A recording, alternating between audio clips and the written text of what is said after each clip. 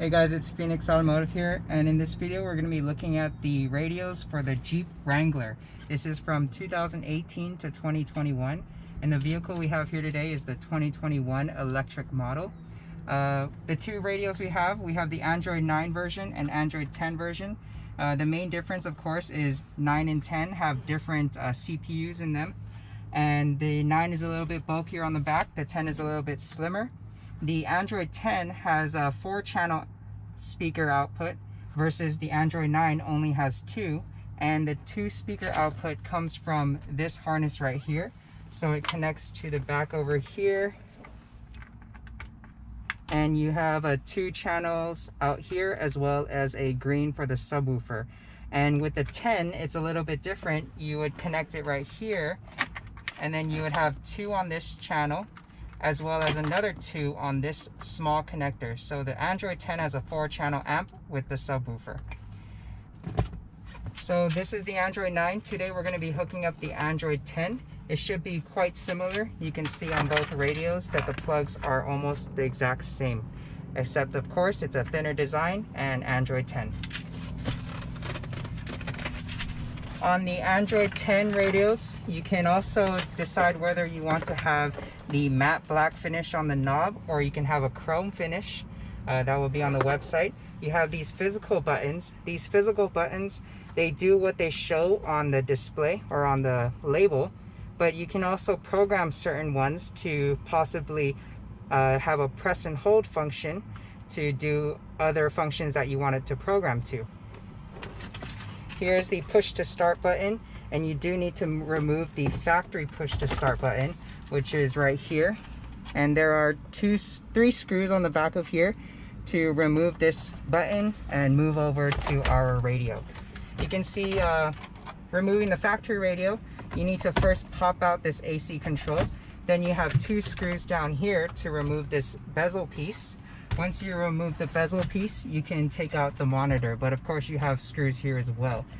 Looking at the back connection for the Android 10, couple things. If you have a factory backup camera, you need to connect this connector up here, and it has a male RCA labeled CCD AV in, so this is an input.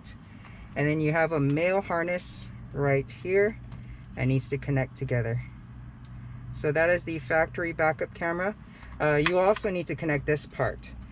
We'll get to the connections later, but looking at here, this is the main harness.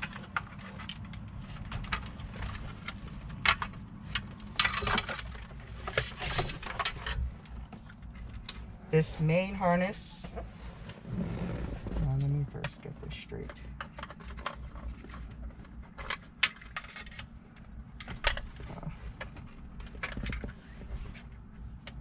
This is the main harness for the Android 10 radio.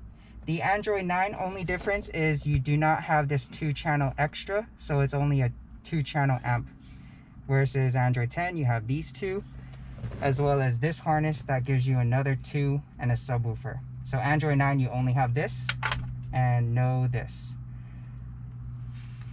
So let's connect the radio. First things first, we need to do is remove the factory parts. On the back, you have the push to start, you have the air conditioning connector, and you have to remove the top monitor. You can see we've already disconnected some, and this is the factory backup camera that we need to disconnect. To remove this plug, you need to push down on the clip so that it flips up. Push down and then it'll flip up like so. Remove the monitor. Now we did have an extra push to start button, so we'll just disconnect this one and we can connect the one that's already on the radio. So this is the push to start, and then we have the air conditioning. This vehicle does have factory USB ports, and that is retained. It comes with a adapter. We don't need this for now, we'll put that there. Looking at other stuff, so we had the main harness, we have the amplifier harness or extra RCAs. On this same connector, you also have a SIM card reader, And you actually have two SIM card readers, one here and one here as well. Just insert it. So far we've tested T-Mobile version has been working good. You have a 4G antenna for the SIM card, the radio antenna, and in total I believe you have 3 USBs. You have this one right here that connects on the back of the radio, which would go right here. And of course this cable should be long enough to maybe route on the kick plate of your vehicle or in the glove compartment for access. And you also have the GPS antenna. This GPS antenna,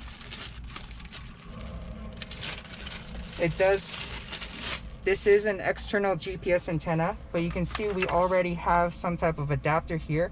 This allows you to connect your factory GPS antenna on the vehicle if you want to use the factory one. But again, you can use this one if you want to use it. So in this case, we will be keeping this one on, and the 4G antenna we will screw onto here.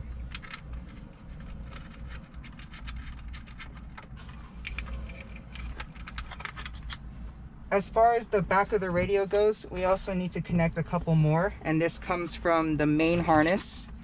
This is the Android 9 harness. Let's look at the Android 10 harness. Android 10 harness, we have the extra 2 channel amps right here. So we'll connect that over here.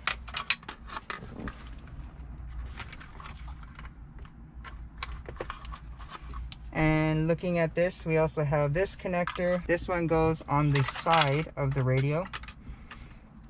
Try not to mess up the connections. You don't want to bend any of the pins. So we'll connect this here. Or, hold up. Yeah. Okay.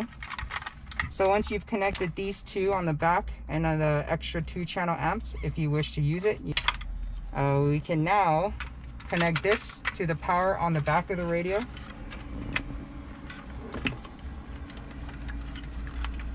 And we have the main box connector. Now this box connector is actually standard with most Dodge vehicles like Dodge Ram or Dodge Durango, and it also has a lot of these RCAs.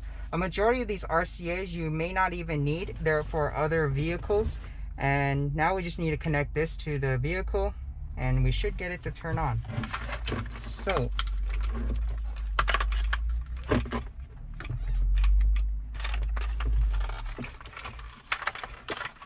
again, the easiest one is the box connector. One thing you do have to remember is to connect the factory LVDS cable for the camera. So there's 2 portions to the camera. There is the factory LVDS cable right here, which comes from this bright red connector. And you also have to recall to connect the male RCA, which comes from this board right here. So this male RCA, rear view camera, needs to connect to a female RCA, which is the one we connected up here. Right here on the far left. So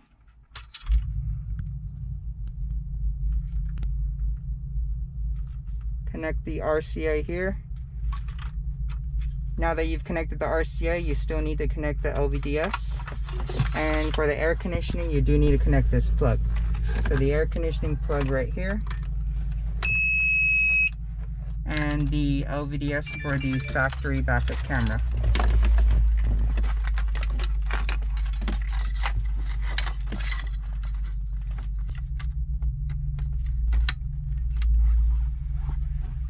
You also need to connect the GPS antenna as well as the radio antenna.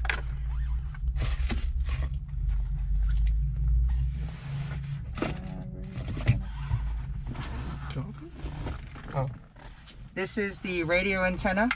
Don't get it mixed up, but I believe the radio antenna is the white one. So we'll connect that radio antenna. That is the radio antenna. Connect it to the back of the radio on the back here. And if you do not plan on using the external GPS, which is right here, you can connect the factory GPS. We do provide this adapter, and it should connect to the turquoise one. So this is the GPS. Radio antenna is the white one. GPS antenna is the turquoise. So just to go through the connections one more time, you have 3 at the top here. You have the radio antenna, the GPS antenna, the 4G antenna for the SIM card. You have 1 SIM card slot on the back here. You also have this harness that allows for another SIM card slot. And these RCAs, you can read the labels, but there are 2 channel amp on this and 2 channels on here for a total of 4. And the power connector here, factory backup camera LVDS here, also camera connection here, and the air conditioning. Last but not least is the box connector. That is right here. So this one, make sure the lever is up and push the lever down, should be connected. Now pushing this in, just kind of gotta put the cables all in the back here so that they fit nice and tug. Use the factory clips from the factory vehicle.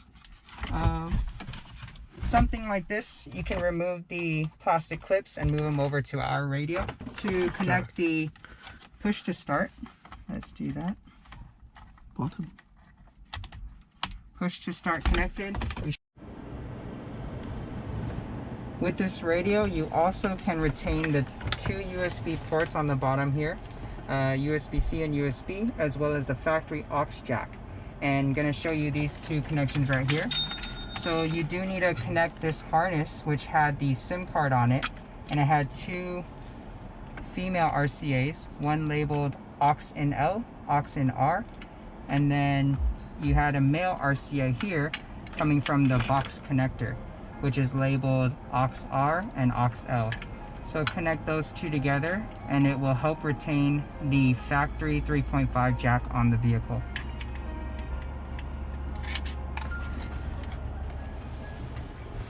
As for the factory USB port, we had that adapter connector, but this is the connection for the USB. Okay. This is the factory USB on your vehicle, and this is the adapter we provide to help retain it. So fitting the radio into the vehicle is a pretty tight fit, but you just got to wiggle the cables into the back hole of the panel on the car, or just inside the vehicle. And once you have it lined up with all the cables not being squished or not being cut by any plastics, you should be able to push it in.